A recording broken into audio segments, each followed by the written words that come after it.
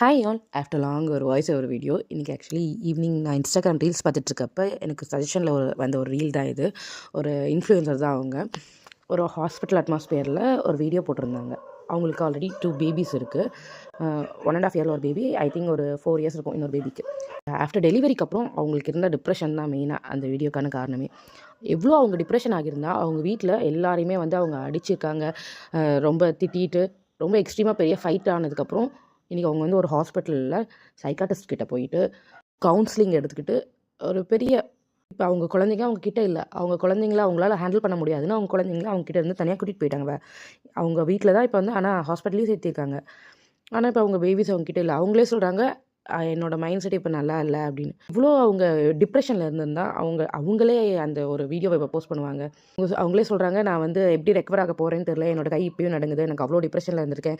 எனக்கு அந்த ஆஃப்டர் டெலிவரிக்கு அப்புறம் எனக்கு தேவையானது என்னென்னா, என்கிட்ட யாராவது உட்காந்து ஒரு 4 வார்த்தை, ஓகே பார்த்துக்கலாம், நான் இருக்கிறேன், நீ சாப்பிட்டியா, இந்த மாதிரி சின்ன சின்னதாக என்னை ஒரு 4 வார்த்தை யாராவது சிரித்து என்கிட்ட 4 வார்த்தை பேசியிருந்தா இன்றைக்கி நான் இந்த ஸ்டேஜுக்கு வந்திருக்க மாட்டேன்னு அவங்க ரொம்பவே ஃபீல் பண்ணி சொல்லியிருந்தாங்க. அது பார்க்குறப்ப ரொம்பவே கஷ்டமாக இருந்தது. ஆஃப்டர் டெலிவரிக்கு அப்புறம் வர டிப்ரெஷன் நான் ஃபேஸ் பண்ணியிருக்கேன். என்னை சுற்றி இருக்கவங்க ரிலேட்டிவ்ஸ், ஃப்ரெண்ட்ஸ் எப்படி நானே நிறைய பேரை பார்த்துருக்கேன். எல்லாருமே இதை ஃபேஸ் பண்ணுவாங்க. சில பேர் ரொம்ப அதிகமாக இப்போ இவங்க எப்படி நான் இந்த ஒரு இன்ஃப்ளூயன்சர் பார்த்தேன், அந்த மாதிரி சில பேர் ரொம்ப அதிகமாக அதை ஃபேஸ் பண்ணுவாங்க. அதுலேருந்து வெளியே வர்றது தான் ஒரு பெரிய டாஸ்க்காகவே இருக்கும் ஆஃப்டர் டெலிவரி. அதுலேருந்து நம்ம கொஞ்சம் வெளியே வந்துட்டாலே ஓகே, நம்ம சமாளிச்சிக்கலாம், நம்ம லைஃப்பில் இதுக்கப்புறம் எது வந்தாலும் சமாளிச்சிக்கலாம் அப்படின்ற ஒரு லெவலுக்கு நம்ம போய்டுவோம். ஸோ மெயினாக இப்போ குழந்தை பிறந்திருக்கும், நிறைய பேருக்கு நியூ பார்னாக இருக்கும், ஏன் ஒரு 3 இயர்ஸ் 4 இயர்ஸ் பேபிஸ் வச்சுருக்கவங்களுக்கு கூட இன்னுமே அந்த டிப்ரெஷன்ஸ் இருக்கும்.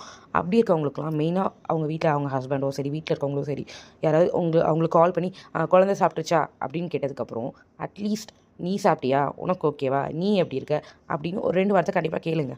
கேட்டால் தான் ஓகே, நம்ம அவங்களுக்காக எதுவுமே பண்ண வேணாம், நம்ம கேட்குற அந்த ஒரு 2 வார்த்தையே அவங்கள கொஞ்சம் கன்சோல் பண்ணும். ஓகே நமக்குன்னு இருக்காங்க அப்படின்னு அவங்களுக்கு ஃபீல் பண்ண வைக்கும்.